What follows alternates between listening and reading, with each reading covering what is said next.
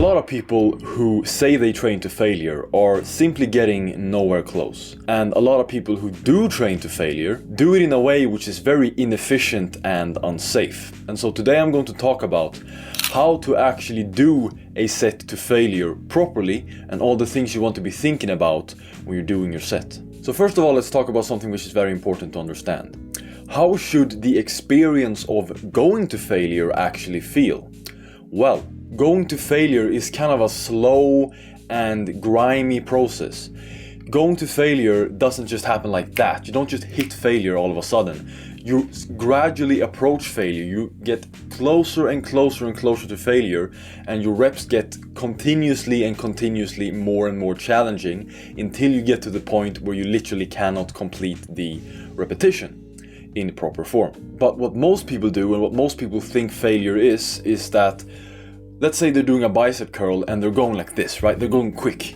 And then they're going 1, 2, 3, 4, and they get stuck and then they let it go. And most people think that that's failure, but that's nowhere close to failure. Some people also just quit when the repetition starts getting a little bit challenging, but of course that's not failure either. Failure is not just when you simply get stuck. Failure is, like I said, you approach it gradually and slowly, and failure is when you are literally physically incapable of moving the weight in the positive portion of the exercise with perfect form. Another important thing to understand is that training to failure is also kind of like a skill. You won't just be able to watch this video and then be able to do all of this stuff perfectly after you watched it. Training with intensity, training intensely, is something that you get better at as you do it more and more. And so as you train more and more, as you train to failure more and more, you will get better over time at deeply fatiguing and inroading your muscles. And so you will basically get better at training hard. But now let's talk about the things that you want to be thinking about when you're doing a set of an exercise. First off, before you even start trying to train to failure, you want to first learn how to do the exercise that you are doing properly.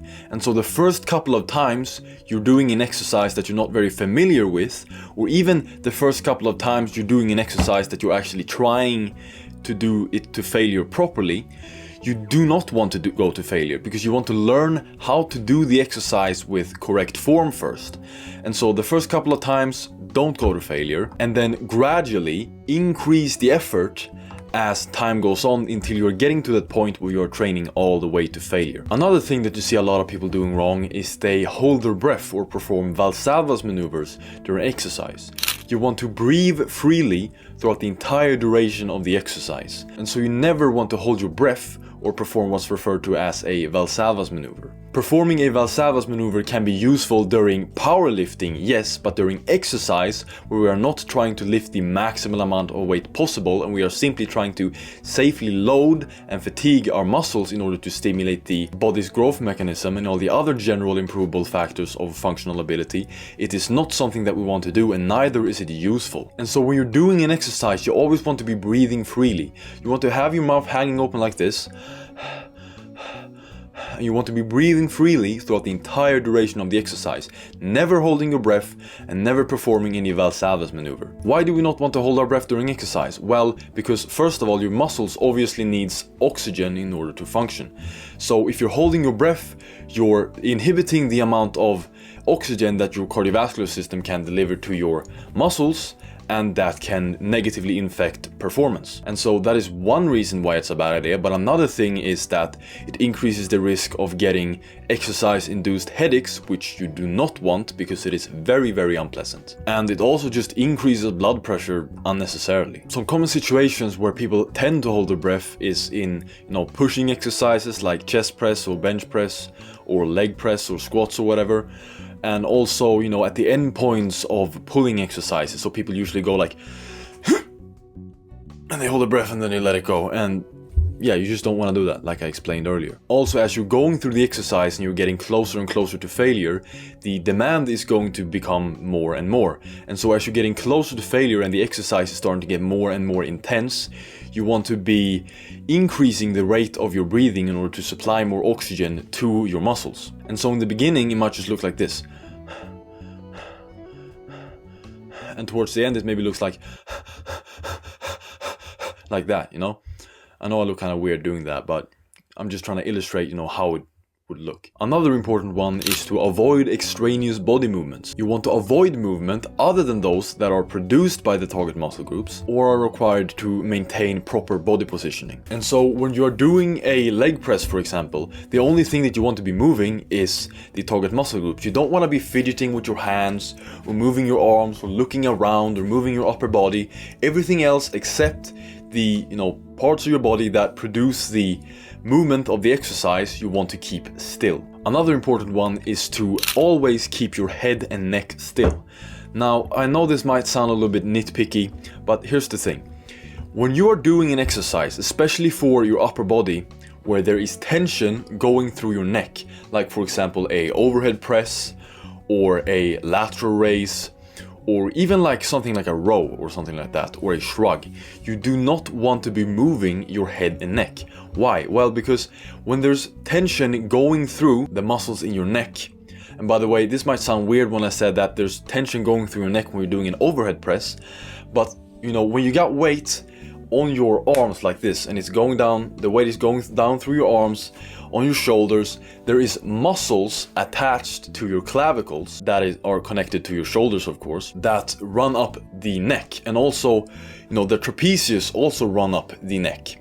And so when you're doing an exercise like that, where there's tension in the trapezius, or these muscles here that are attached to the clavicles, if you turn your neck suddenly, or you make a sudden movement with your head or your neck, you can potentially pull and strain those muscles, and you just don't want to do that, because injuring your neck or pulling or straining your neck is just not fun, and you want to generally avoid it. By the way, I've done this before I knew how to train properly. Like I used to do like overhead presses or lateral raises or shrugs or something, and I used to be looking around, or I used to do like an overhead press, and when it got really hard I used to go like that.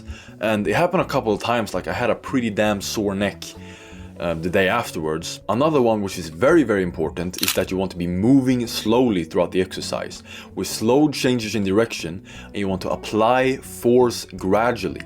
When you start an exercise, you don't just want to go like that, or just all of a sudden just start pushing as hard as you can, because that increases peak forces a lot, and I've talked about this in previous videos. Peak forces is the number one reason why people get injured. It is what causes injury, is too high peak forces. When the peak force is so high that your muscles or your tendons can't handle it, that's when you injure yourself. And so you always want to apply force gradually. So when you're doing something like a chest press, for example, or maybe a leg press, or whatever exercise you're doing, a row, doesn't matter. You don't want to just start by going and start contracting as hard as you can, just right off the start. You want to gradually increase the effort until the weight just barely starts to move. And like I said, you also want to be moving slowly, because you want to minimize the use of momentum, which makes the exercise more efficient. And also moving slowly makes it easier to maintain proper body positioning and form. Moving slowly also helps to minimize peak forces, which, like I said, minimize the risk of injury. And having slow changes in direction in the exercise also helps with this. And it also helps, again, with minimizing the momentum used, so you're keeping the muscles under constant tension. Now, I know what some people are probably thinking. Don't you need to perform your repetitions, explosively or fast in order to recruit the fast twitch muscle fibers or motor units? No. Your nervous system will recruit as many motor units or muscle fibers as necessary to produce the force that is required to perform whatever movement you may be doing. When you are lifting a weight, a certain amount of force needs to be produced in order for you to be able to lift that weight. And as your muscles are producing this force, they are going to get fatigued. And eventually they are going to get to the point when they are no longer able to produce the required amount of force. And so more motor units or muscle fibers are recruited. And this process will continue until you have recruited all of the available muscle fibers or motor units in the targeted muscles, including the fast twitch muscle fibers, regardless of the speed of the repetition or the amount of weight being used. Now, this is considering that you are using a set duration which is somewhat reasonable. If you just pick up one of those pink, like 1 kg dumbbells, and you stand there doing bicep curls for 10 minutes, you're not going to be stimulating anything. You're just going to be re-recruiting the same slow twitch muscle fibers over and over and over again. But if you're using a set duration in which you are achieving momentary muscular failure within about 1 to 2 minutes, you are going to have recruited and stimulated all of the available muscle fibers, including the fast twitch ones, in the targeted muscle groups when you reach failure. And so no, you do not need to use a fast repetition cadence in order to recruit the fast twitch muscle fibers, and neither do you need to use heavy loads in order to stimulate your muscles. You want to use no more weight than necessary. You want to pick a weight in which you are going to be able to achieve momentary muscular failure within about 1 to 2 minutes. Another one, which I just briefly mentioned, is keeping the muscles under constant tension. In order to make the exercise as efficient as possible, you want to keep the muscles under constant tension. A rule I like to use for this is that if there is a part of the range of motion in whatever exercise you may be doing where the muscles are not meaningfully loaded, just don't go there, because there's no point in being there, because you are simply giving your muscles a break and letting them recover in the middle of the exercise, making you have to spend more time to get to the point of muscle failure. And no, you do not need to use a full range of motion during an exercise, because if there is a part of the exercise, like I said, where the muscles are not under tension, like for example the top of a squat, where you see some people just stand up and the weight is literally just pushing down on their shoulders through their bones into the ground, their quads are not under any tension. They could stand there all day, and so there's no point in going there. Or like the bottom of a biceps curl, where people just let the weight hang. Like, there's no point in going there either, because you're simply just giving your muscles a rest. And there's no point in letting your muscles rest. You're not trying to let your muscles recover when you're doing an exercise, you're trying to deeply fatigue them, and so anything that doesn't help with that, you want to avoid. Now, another thing which you want to be doing when you are performing your exercises is that you want to be pausing in certain positions of the range of motion. Now, this depends on what exercise you're doing. So let's take a row, for example. When you're doing a row, at the end of the row, at the end point of the range of motion, is there significant tension there?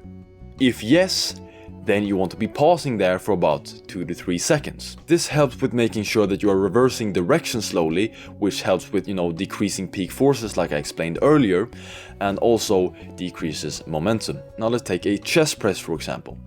There's not really any point in the chest press which you can really pause where your muscles are meaningfully loaded. At the end of the range of motion, if your arms are fully extended, your muscles are basically getting a rest and you don't want to go there, like I explained why earlier. And at the bottom of the range of motion, well, then you have the rubber stoppers of the chest press, and so your muscles are also getting a rest there. And so what you want to do in a chest press, for example, is you just want to make sure that you are reversing directions very, very slowly, which you always want to make sure that you are doing, by the way. But, especially on like a chest press, where there's no point where you're really pausing, you want to make sure that you are reversing direction very, very slowly when you start to get towards the beginning of the range of motion. And so to give you a rule of thumb that you can use, if there is a part of the range of motion in an exercise where your muscles are meaningfully loaded and you can pause there, usually it's going to be, in the fully contracted position, like in the end of a row, or the end of a tricep extension, or the end of a biceps curl, or whatever. If there is a point where you can pause and your muscles are meaningfully loaded, then you want to pause there for about 1 to 2 minutes, and I explained why this is useful earlier. But if you're performing an exercise like a leg press or a chest press, where there's not really any good points to pause in the exercise, then you just want to make sure that you are reversing directions very, very slowly at all times. Now, how slow should you perform your repetitions?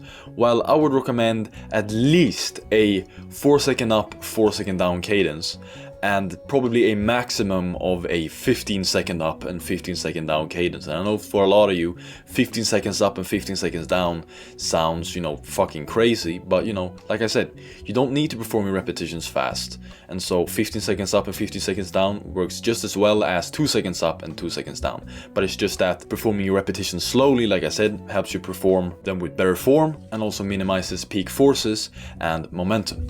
And the last one that I have on the list is to avoid segmented movement. You want to have blended movement during an exercise. And so let me explain what this means. You see some people do this, and I like to use a row as an example because it's very easy to show. So you see some people, right? They sit like this.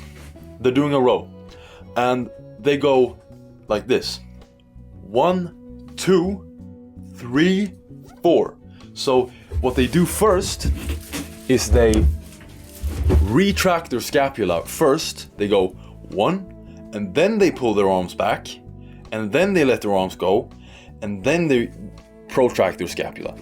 And you see some people do a row like this, and you also see some people recommending that that's how you should do a row, which is completely wrong. You do not want to do a row like that. You do not want to do any exercise like that, because when you're doing that, what you're doing is you are giving the muscles that are already like in position a break. And so when you're doing, you know, a row like I showed, and you're first retracting your scapula, and then you're pulling back your arms, and then you're letting your arms go, and they're just like completely straight and relaxed, and then you're protracting your scapula, what you're doing is that you are literally giving your arms a rest while you are protracting your scapula, because they're completely straight and there's no tension going through the biceps, or, you know, the arm flexors, and also some other muscles in the back that are involved in extending the arms. And so, like I said earlier, you want to avoid everything that makes the exercise easier. You don't want to do anything which gives your muscles a rest and makes the exercise less efficient and doesn't aid in deeply fatiguing the target muscle group. And so instead of segmented movement, you want to have blended movement. And so instead of going, 1-2, you want to go both retracting the scapula and extending the arms at the same time. You don't want to do one and then the other. You want to have blended movement, okay? But anyways, guys, that is the end of this video, and I really hope you found it helpful. Don't forget to like, subscribe, and ring that notification bell so you can be notified the next time I upload. And with that being said, I'll see you boys in the next one. Peace.